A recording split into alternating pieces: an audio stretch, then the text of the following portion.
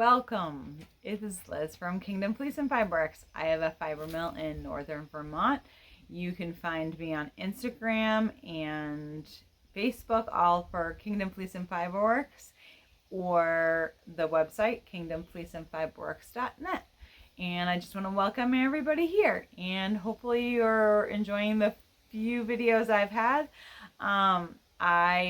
This isn't going to be the normal one. We are actually going to be going to a big show, Eastern States, which is in Springfield, Vermont. It's a huge state fair. Over 1 million people go. I talked more about it on the last video if you want to check it out. But we were invited to be a vendor in the Vermont building.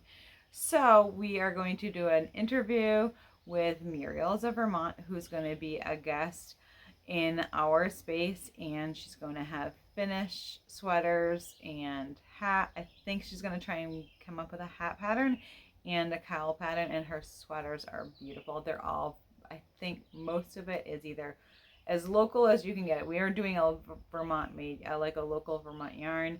And I think she has some cotton sweaters for the people for the some warmer climates that isn't, where wool is not used as much. So there's a little something for everybody there, and her sweaters are beautiful. We're just trying to deal with the heat right now. It's probably in the 90s here, which is not very often. We get probably a week of it around here, and that's it. So this is like the unfun week in Vermont. So hopefully it'll pass. We're supposed to get showers later, but I decided to come out here and do the introduction. And now I have a dog that's gonna hit the tripod. Okay, so I just want to welcome everybody, and I hope you enjoy watching how all the sweaters are made, and it's super cute, cool, and I learned a ton. So hopefully you enjoy. I'll talk to you soon. Bye. So here is, I just want to introduce Cyrus and Laura of Muriel's of Vermont. They knit finished goods with all locally grown Vermont. Is it all Vermont? Well, just locally, grown wool, and they're trying to keep things as locally as possible, and they make some beautiful things. So, Laura, Cyrus, welcome. Hi, thanks, Liz. Hi, yeah, thank you for having us. Yeah. Yes. So we are going to be at the Big E. I'm going to be vending, and we asked Laura to be there so that way she could have some finished goods there and make our look really nice and full and have everything all in Vermont and something that's finished. And we've been working together to make a yarn with Bat and Kill and us, and all together, like it was a whole teamwork of pretty much everything to make these sweaters. So we're in the process right now. The yarn's over at Bat and Kill being spun. And so I just wanted to go over your whole process of what you guys do, the knitting machines. I think it's super cool. So if you could kind of give us a rundown of what you did, that'd be super awesome. All right, thanks, Liz. So we started the business to provide a source of revenue for farmers, and that comes from the fact that I grew up in Underhill, and just was really kind of disturbed to see the number of farms that we're losing in Vermont. And when I sorry, are you a knitter? No, so Muriel was my mother, and she was a hand knitter. She tried to teach me hand knitting, and I did some, but I never really picked it up. But I love knits. Yeah. So that's all that matters. What's that? I said that's all that matters. Yeah, exactly. And I started with one of those brother, things. I still have it in the corner. The ones that are on the table and you run the thing across, like one of those brother hand knitting things. I started with that, and I was doing mittens, and then I quickly realized, well, that's not going to make me any money like at that speed. So it was actually Mary Jean that said to me, well, there's someone in New York that actually purchased an industrial knitting machine. So I looked into those, and we landed on the Shimaseki, which and that's the easiest one because it's a whole garment machine. You'll see later, and so the sweater comes out of the machine all fully formed all together. Like the machine does all the linking and the sewing, so it takes very little kind of handwork after it gets out of the machine. The hard part, though, is learning how to operate this machine. So that's where Cyrus comes in, because there's no way that I could learn how to do that. So Cyrus has learned how to design the garments on the Shimaseki software, and then he uses that to program the machine. So I now have to figure out how to switch my view. Oh yeah, here we go. Here you go, Cyrus. You're on with the well. So I'll show you. So this Cyrus has an example. So this sweater is actually this turtleneck sweater was knit by it was spun by Mary Jean. The wool. The wool is from a farm in Underhill. Settlement farm right at the foot of Mount Mansfield. It's a beautiful farm. And like most of all of the farmers that we work with, Dave Martin raises his sheep for meat and was not getting a good market for his wool. Sometimes he wasn't even selling it. Some farmers just compost it. But it's it makes beautiful sweaters. So, and again, really it's so it's partly the work that Mary Jean puts into spinning the yarn so that we can knit it up, and then partly it's Cyrus designing styles that work with these yarns. And so this is the same sweater. This is the design of that sweater on Cyrus's software. Yeah, so this software is kind of how we come up with all of our designs and knits here at Muriel's. It's semi straightforward for some parts of it, and then it gets a little more intricate in other parts. It definitely doesn't look straightforward. I mean, I can see the pieces, but it definitely looks like it'd be overwhelming. Well, this this part is kind of like, this part right here is pretty straightforward. We have a nice little size chart that we start most of our garments with. So that's the structure of the garment, and then he plugs in the numbers for all the different chest width, shoulder width, shoulder drop, that kind of thing. So will it convert like will it convert like the like say you wanted 28 inches, like it'll convert all the stitch per inch or ever, that it does all that by itself? So actually, yeah, there's a function on this program where every time you knit with a new type of yarn, a new spin, a new color, a new weight, really any kind of changes to the characteristic in the yarn, you want to run a swatch. And I think a lot of knitters are familiar with what swatches are. Yeah. So I run a swatch on the knitting machine, and the swatch usually gives me a good kind of like a base point for us. Not, I mean, it's about the size, but it's also about how the yarn is going to act inside of the machine. So like when you're starting, a new type of yarn, you're not always sure how much tension the loops are going to be able to handle when they're on the needles.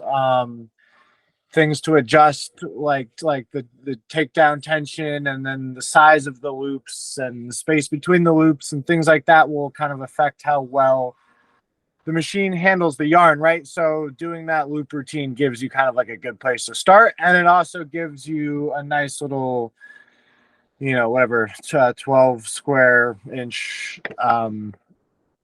knit, and then mom finishes it, and trying to keep all the variables in the finishing process the same, so that way when everything's dried up, you get your finished product, and then you can take that swatch and you take this cool little tool right here and you measure the We call them courses in Wales for whatever reason. That's what I was taught. But it's like courses in rows, pretty much, in a square inch of fabric, and then you plug those numbers into the computer program, and it calculates for you the shrinkage and the changes. So, yeah. So basically, when I have up here the length of the garment being 21 inches, it doesn't necessarily mean it's going to come out of the machine 21 inches. It means that theoretically,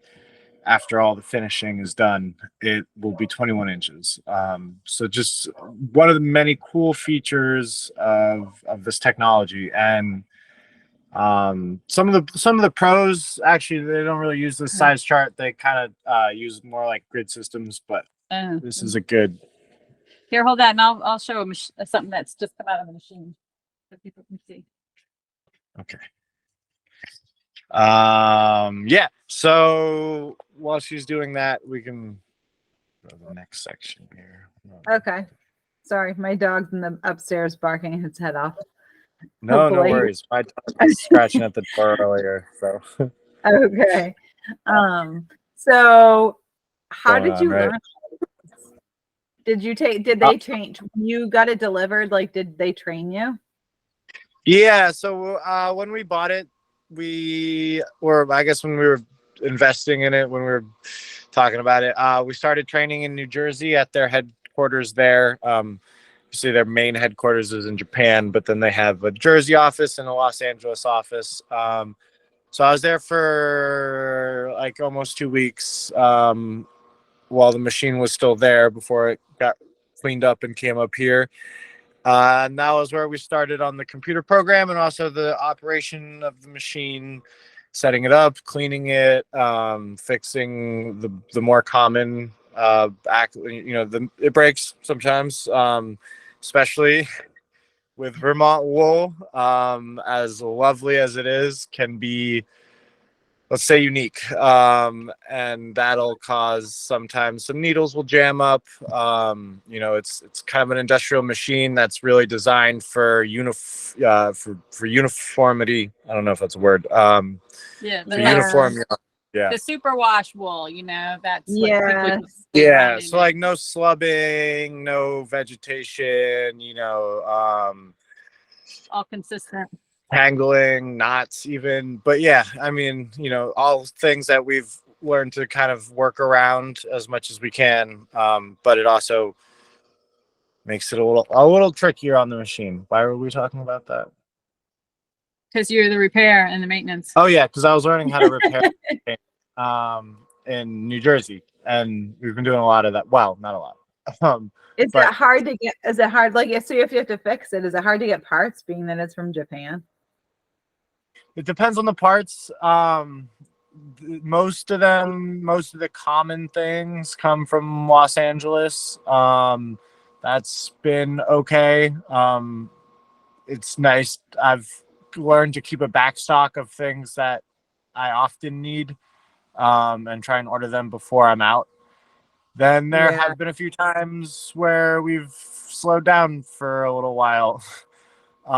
Because we had to order a special part, and because it's a bit of an older machine, they don't quite make them like they used to. It had to come from Japan, and that took a little while. And I mean, all things considered, they've been like extremely helpful with everything, just so supportive. The technician who's trained me is, readily available when I need him most of the time. And when I order parts, if they don't have it, like they make it pretty much. Like they'll fabricate a new metal part to make sure that their machines stay operational. So, we've definitely figured it out, and we've really enjoyed working with them. But sometimes, yes, to answer your question, yes, sometimes it does have to come from Japan. Yeah, but last year we were offline, I think, for 2 months because the whole global supply chain bottlenecks, and they had to fabricate the part, and they literally couldn't get the metal that they needed. Oh, wow. Yeah, Yeah. yeah. We have this. I think that we have the same issues in the mill though, because it's not like there's mills that you can just go into the store and buy stuff. You have to pretty much find something or make something yourself. So it's this. Yeah. I definitely can relate to that kind of thing. It's definitely an issue. So when you're making your sweaters and like designing things, like, can you base it off of like a pattern you buy at the store? Like, could you like, or not buy at the store, like say on like you buy a pattern, like a hand knit pattern, could you like base a pattern off of like that, or like get like a, I don't know what you want to say, um just like a rough, so you could like kind of work for like something to work from, like, yeah, like a starter version we of don't. one. Yeah, so we don't. It's not at all like related to a hand knit pattern. Nope. So we Okay. started there, but we quickly learned that it's But I mean, if visually, so this, I'll tell the story. We got this cotton, right? So the cotton that we use is it's it's not combed cotton or super fine cotton. It's fairly, and it's recycled, and so that determines its structure a little bit. And so 2 years ago, I guess, we had this cotton. It's the first time we were using cotton, and we didn't know what we could make with this cotton, like it, because you can't really do it. It's not the kind of cotton that you would do like stockinette stitch a whole sweater. You have to add some structure to it. And so we were at the farmer's market, and this woman walked by with a ribbed V-neck sweater. And I was like, Cyrus, that's what you could do with the cotton. And the next week we were selling that sweater at the farmer's market. Oh, that's so funny. That's funny. Yeah, but so hey, at least it worked out. Yeah, so so we get our inspiration from, photos online, or people, stuff people wear. This also, this cap sleeve that he's working on now, that was, again, it was a young woman at the farmer's market, and we were looking for a cotton cap sleeve sweater, and she was wearing one, and I took her picture, and then Cyrus made it. So That's pretty crazy though. Yeah. So that's so how we get now it. can you only do one color at a time, or can you do multiple colors at a time? Like, I don't know how that works. Look at Cyrus.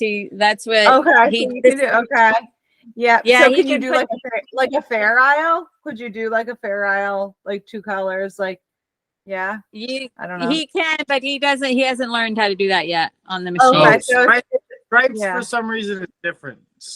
Yeah, doing still, stripes is trickier than doing like the machine really is okay with putting it on hems.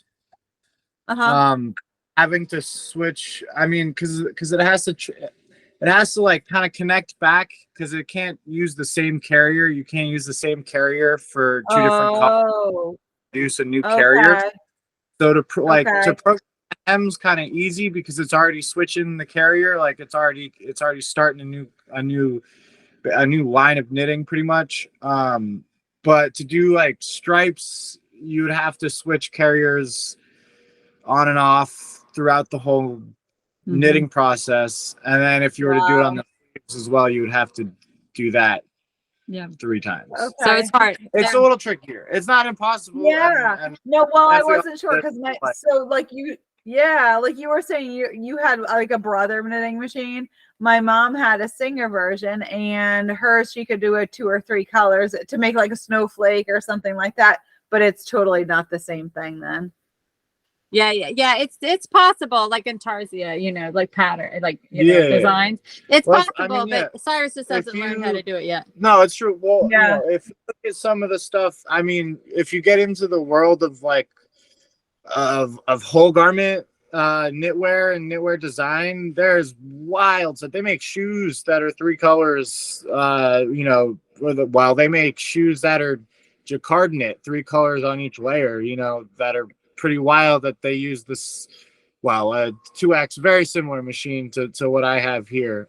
So there's a lot of stuff that this machine can do for sure. It's just, we're kind of limited on my knowledge. Like what I what I've learned so far, and things that I intend to learn are things that we want to do, like stripes. And then also sometimes it's also about, again, like the type of yarn that we're using. You know, it's hard sometimes to really do like crazy patterns, like anything where you're moving stitches or transfer. I mean, you're always transferring, but anything where you're moving stitches or racking the machine side to side is putting a lot more tension on that yarn, and a little more room for error there. Yeah, no, that's But, pretty cool. It's such if a you look, big, like, the learning curve is going to be huge. What's Like, oh, the learning curve is going to be huge. Like, I couldn't even imagine. So once, and from what I've seen, everything is beautiful. So you're doing a great job. Thank you. All right, Um, you want Yeah, so it's all kind of done right on here. We kind of went over the size chart. That's pretty much how you get the basics of it. And then this page is where you get to have some fun. This is kind of the first page where you can put on patterns. I mean, this is a 2x2 rib. It looks like that pretty much. oh, cool. Yeah. So yeah, I mean, this is a grid system, and each one of these squares represents a stitch. It's a stitch. So it's basically just, y'all don't call them, sorry. Yeah. They're not called, most hand knitters don't call them jersey. They call them stockinette. Yeah. So I guess this is front stockinette and this is reverse stockinette. Well, knit purl. So this is knit and Yeah. that's purl. Yeah. Sure. Yeah. So this is front jersey and that's back jersey. And it's, I mean, well, I don't know how many how many secrets I should be giving away here. A lot of our designs kind of come down to just doing different things with front jersey and back jersey. You can Probably get but different textures. It looks like the different textures and stuff. yeah, Just, like yeah. but all kinds of different textures, all kinds of different patterns. I mean, that's true for hand knitters though too, right, Liz? Yeah.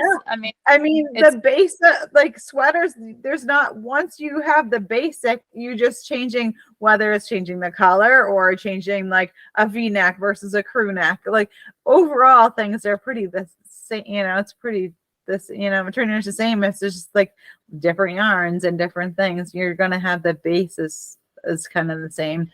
Nothing changes too major after that. and but different yeah. stitches are, a lot of them are kind of variations on the knit purl, right? Yep. That's everything it is. Because I know when people say they can't knit, if you can do a knit and a purl, you can, or you can pretty much do anything. There's not too, it's just a matter of practicing it and figuring out how it all goes together. What does the machine look like? How big is it? Yeah, well, we'll go to the machine. Sorry, so you want to wrap up here and then we can go over to the machine. Sure. Huh? Yeah.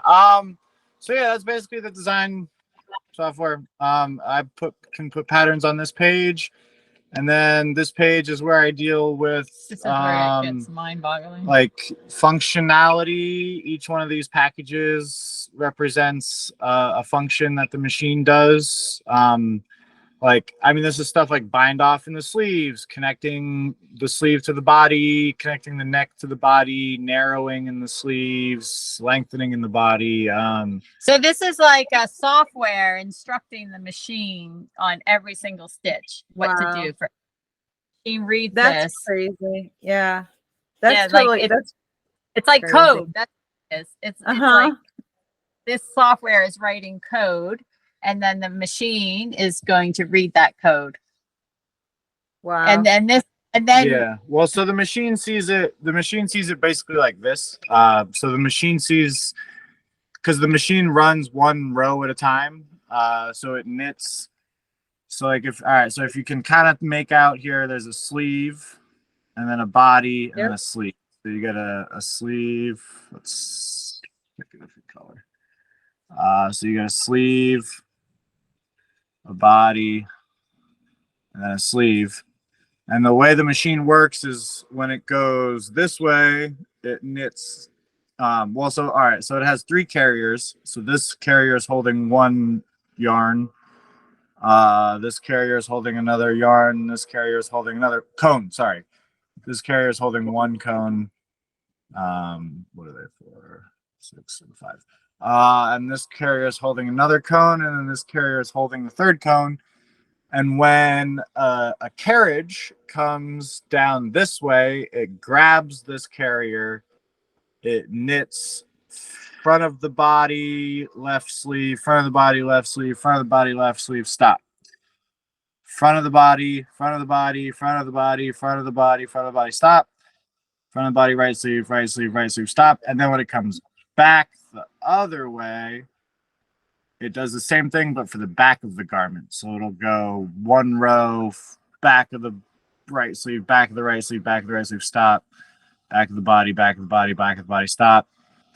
So on and so forth. So basically, when the machine looks at it, it needs to read it 1 row at a time. So when it sees this file, that's why it's all stretched out like that, is because it's lying the front on top of the back. So when it comes this way, do the front, and when it comes that way, it'll do the back. And we can look at that over here. So, and then he'll save that on a memory stick and that file, and then he'll put the memory stick in the machine right there, and then he will. Yeah, well, so all right, so this is the machine. And voila. How many needles is it? It's 800 and huge. It's way bigger than I. Yeah. We had to take every single needle out and clean it individually. Yeah. In January, we did that at the end of last year, in the beginning before we started. Yeah. So 850. And then there's each side. And then there's 3 pieces that had to be taken out and cleaned. That's crazy. Took us a long time. Yeah. So you have your 3 cones set up here, and they run down through these systems. And these systems, those systems basically measure, like how much yarn runs through a sweater and what kind of tension is being put on that yarn. So this piece controls the tension. Okay. There's a lot of things. It's all about. Well, then there's a lot that right. controls the tension, That's and so true. it's basically all about like how much tension. How much work, how much stress you're putting your yarn through. So that helps measure and calculate that. And these 3 cones are set up. They run through those systems, and then they come into these things. So these are the yarn carriers. So none of these like that. These ones aren't doing anything right now, but this one you can see has the yarn. Yep. So that's going into our needle bed right there. I don't know if you can sneak in there and see the needles. So you can see the little loops being created. You're gonna lift the needle up. Sure. So That's those what the needles are. those are the needles. Okay. So they look kind of similar to the ones on a knitting machine, like a small knitting machine. Yeah. Exactly. Yep. Same trick. So as this carriage moves, as this carriage moves back and forth, it'll grab the carrier, and as it runs it through the needle bed, 3 systems will knit, transfer, knit, transfer. So that way you have a row of stitching created. Yeah, and we can watch it go. So do that. And so I think, How long does it take to make a sweater this way? Here you can see the sweater coming out the bottom. Oh yeah. Oh my God, that's so cool. So it depends. It depends on the sweater.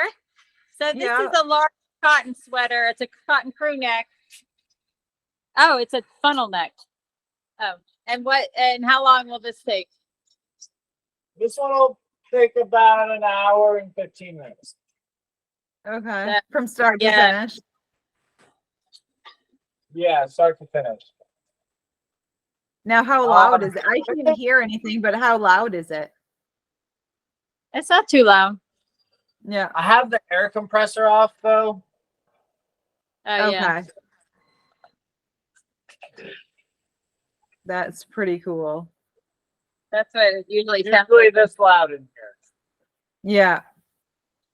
Now, is there any seaming involved, like at the end?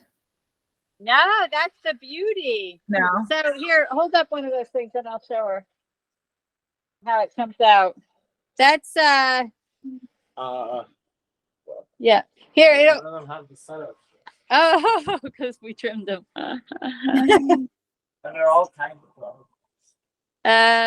Hold on. So he's got a pile here that's come out of the machine. This is one that's running so now. there's a little setup course. The machine runs a few courses. You can see it on here. It runs Yep. a few courses of yarn to get itself ready to knit. So that's usually on the bottom, but otherwise they come out just like this. It comes Wow, out just that's like pretty that. cool. Yeah. It's like a 3D printer. Exactly. That's exactly what it is. And so the seams, like the machine has done all those seams. It's too bad I don't have one of those finished. I mean, so this is, but then I'll soak these and dry them. And so that will get much smaller. Okay, so it's no different than like knitting and like blocking things when you're hand knitting. Exactly.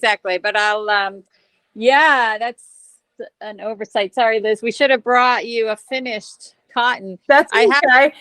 I have You can give me, yeah, send me a picture and I'll put it in there. I can put it into a finished picture of it. Yeah. So I'll send you a picture of even right from the website of this garment that he's making now and what it looks like finished and on. Yeah. That's super cool. Thank you. Yeah. We're a little past the sleeves, so it's not quite as apparent like sleeve body sleeve. It's already started to bind off the sleeves to the body. So it's not going to be like 1, 2, 3, which is I find that's sometimes the easiest way for people to get their heads around it, because it's literally like, I mean, it's like knitting a sleeve and then it's knitting a body and then it's knitting another sleeve. And so if you don't finish your sweater completely, they're not even connected, you know. Oh yeah, you have that over here. Oh yeah. Like this one. got that. So like, I mean, this just has like the setup on it at the bottom. Okay. Yep. This is a wool one that the yarn broke. Yeah. So no, this is. Okay.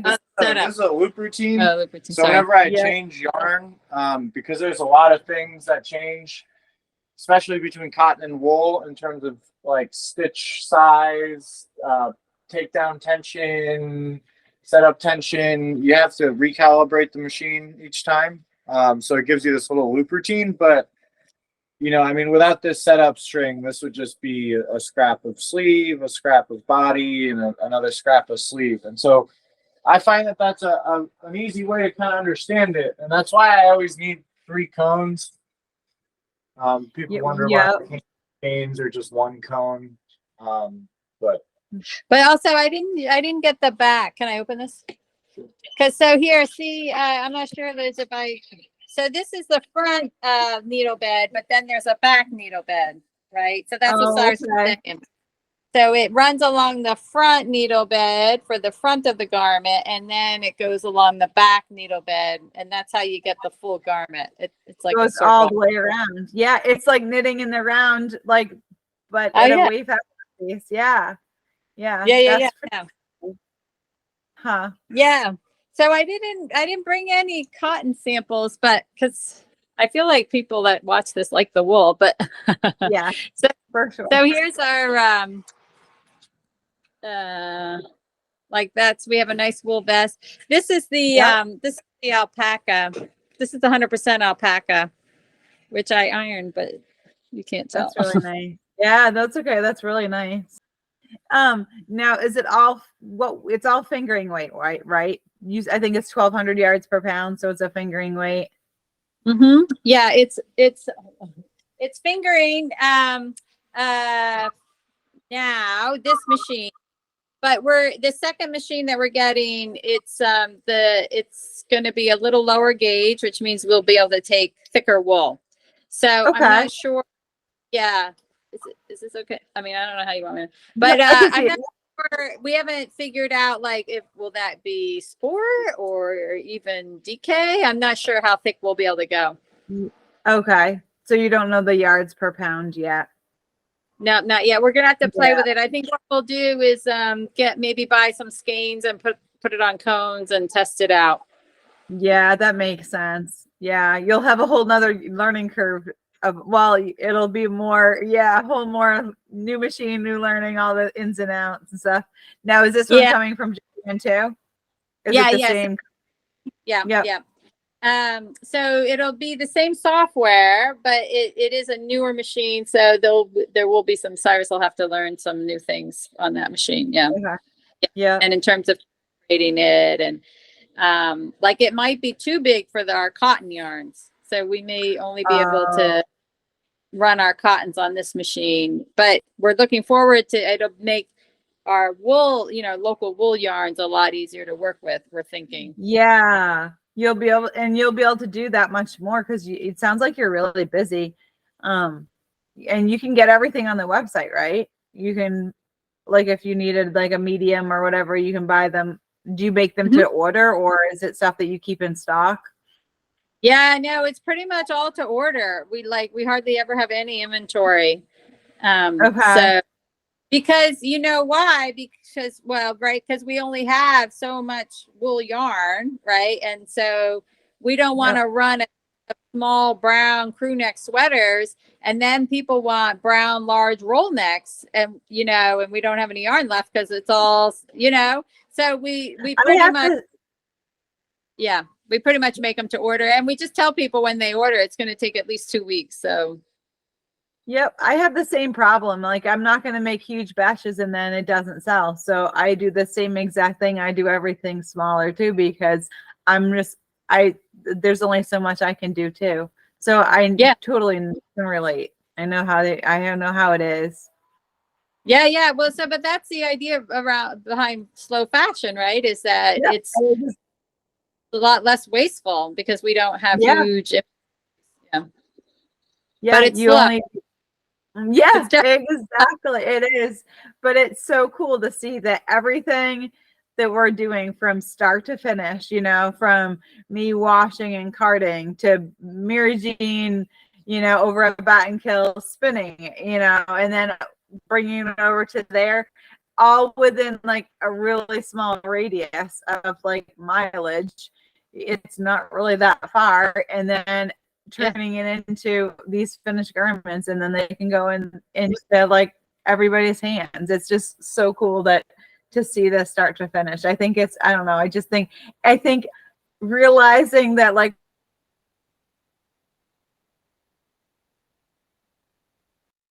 did you pause? Okay. No. I don't know. Okay. But I missed you. You said realizing what? But then, and just like realizing that everybody, I said, it made me realize, like, it takes everybody to like do their part in order to make it work. You need somebody washing, you need somebody carding, you need a bunch of people. Not everybody can do everything. So I just think it's super cool. Well, that's what it is. I know. And it's not just us, right? I think of the shearer. Like, thank God we have people who are still shearing. And thank God we have farmers who are still raising sheep, I mean, exactly. Mm-hmm.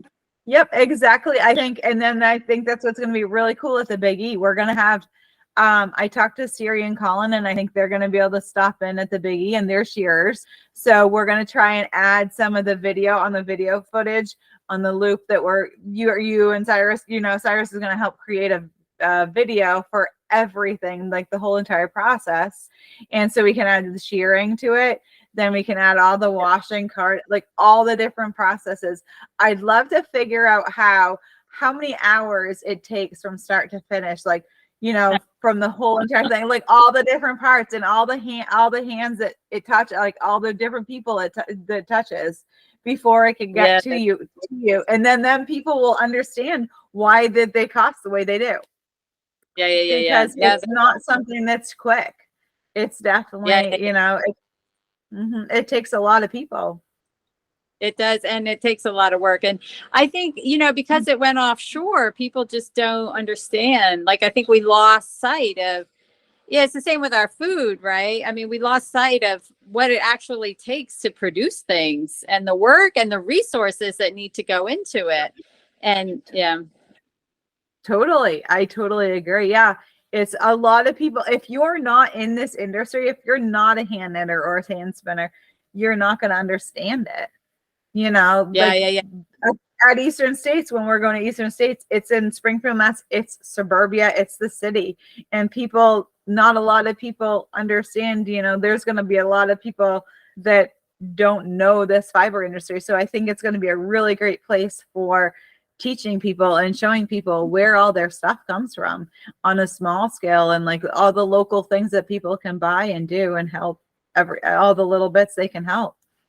Yeah.